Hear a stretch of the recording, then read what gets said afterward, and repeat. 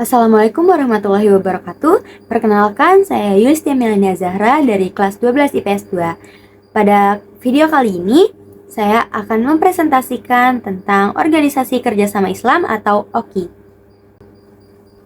Materi yang akan dibahas yang pertama adalah latar belakang, kedua tujuan dan manfaat, ketiga peran Indonesia dalam OKI, keempat negara anggota. Materi pertama yaitu latar belakang. Organisasi Kerjasama Islam atau OKI yang dulu memiliki nama Organisasi Konferensi Islam adalah organisasi internasional pemerintah yang tersebar kedua setelah Perserikatan Bangsa-Bangsa atau PBB, yang mana memiliki 57 anggota negara yang tersebar di 4 benua. Organisasi ini adalah organisasi bersama Muslim dunia dan menjamin usaha perlindungan dan pembelaan terhadap kepentingan Muslim dunia yang memiliki semangat yang mempromosikan perdamaian internasional dan keharmonisan antara manusia di dunia. Pembentukan OKI awalnya dilatar belakangi keprihatinan negara-negara Islam atas berbagai masalah yang dihadapi umat Islam. Salah satu pemicunya pembakaran Masjid Suci Al-Aqsa pada tanggal 21 Agustus 1969 oleh Zionis Israel. Para pemimpin dari 24 negara Islam pun mengadakan konferensi di Rabat, Maroko pada tanggal 25 September 1969. Negara-negara itu menyepakati deklarasi Rabat. Deklarasi itu berbunyi pemerintahan Muslim akan berupaya mempromosikan di antara mereka kerjasama yang erat dan tolong-menolong dalam hal ekonomi, ilmu pengetahuan, budaya, keyakinan berdasarkan ajaran Islam yang abadi. Lalu materi kedua, tujuan dan manfaat. Tujuan didirikannya OKI antara lain memajukan solidaritas Islam di antara negara-negara anggota, mengkonsolidasikan kerjasama di antara negara-negara anggota dalam bidang ekonomi, sosial budaya, ilmu pengetahuan, dan bidang kegiatan lainnya, berupaya menghapus pemisahan rasial dan diskriminasi serta menghilangkan kolonialisme dalam segala bentuk, mendukung setiap upaya menciptakan perdamaian dan keamanan dunia, mengkoordinasikan usaha-usaha untuk melindungi tempat-tempat suci dan mendukung setiap perjuangan rakyat Palestina untuk mendapatkan kembali hak-hak mereka atas tanah Palestina. Selanjutnya, manfaat kerjasama OKI. Pertama, di bidang ekonomi. Untuk memperkuat kerjasama ekonomi antara negara-negara Islam, misalnya kerjasama dalam bidang perdagangan yang bertujuan untuk mencapai integrasi ekonomi yang mengarah pada terbentuknya suatu pasar umum Islam. Yang kedua, di bidang sosial budaya, dengan pembentukan Komisi Internasional Peninggalan Kebudayaan Islam yang menangani masalah-masalah yang menyangkut pemeliharaan hasil-hasil budaya Islam yang ada di negara-negara Islam. Akademi Fikih Islam yang bertujuan mempelajari masalah-masalah yang menyangkut kehidupan ijtihad yang berasal dari tradisi Islam. Lalu Komisi Hukum Islam Internasional guna menyumbangkan kemajuan prinsip-prinsip hukum Islam beserta kodifikasinya, memberikan semangat dan dukungan kepada rakyat Palestina dalam memperjuangkan hak-hak mereka dan kebebasan mendiami daerahnya, membantu perjuangan pembentukan negara Palestina yang merdeka dan berdaulat. Yang ketiga, bidang pertahanan.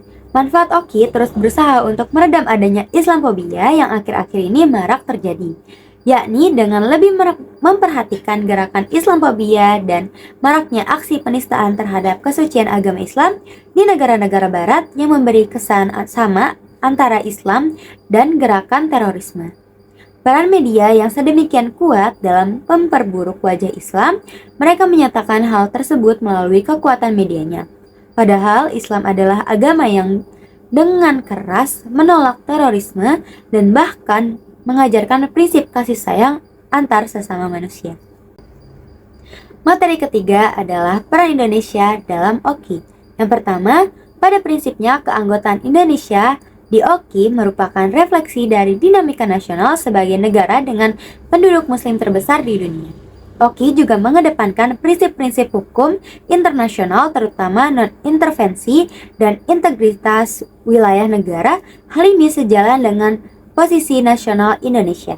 Yang kedua, Indonesia adalah anggota Komite on Al-Quds Yerusalem OKI yang dibentuk pada tahun 1975.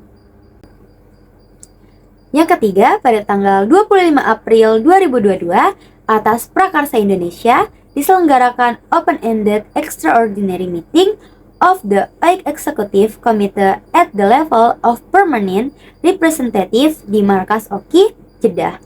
Pertemuan ini bermaksud untuk menanggapi kekerasan yang dilakukan oleh pemukim dan aparat Israel pada warga Palestina di Kompleks Masjid Al-Aqsa di bulan Ramadan 2022.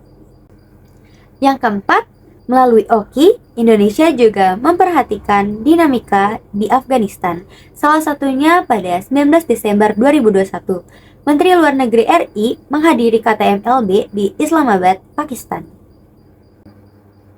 Yang kelima, selain memperkuat perdamaian dunia, Indonesia juga aktif dalam kerjasama ekonomi dan pembangunan OKI. Kerjasama ekonomi ini dikoordinir oleh Standing Committee for Economic and Commercial Cooperation atau COMSEC. Yang keenam, sejalan dengan penanganan pasca pandemi, pada Agustus 2022, Indonesia menjadi tuan rumah penyelenggaraan pelatihan bagi para peneliti dari sejumlah negara OKI yang ingin belajar tentang teknologi pembuatan vaksin. Materi yang keempat yaitu negara-negara anggota OKI. Di awal terbentuknya OKI hanya beranggotakan 30 negara. Selama 40 tahun berdiri, jumlah anggotanya terus bertambah. OKI saat ini beranggotakan 57 negara Islam atau berpenduduk mayoritas Muslim di kawasan Asia dan Afrika.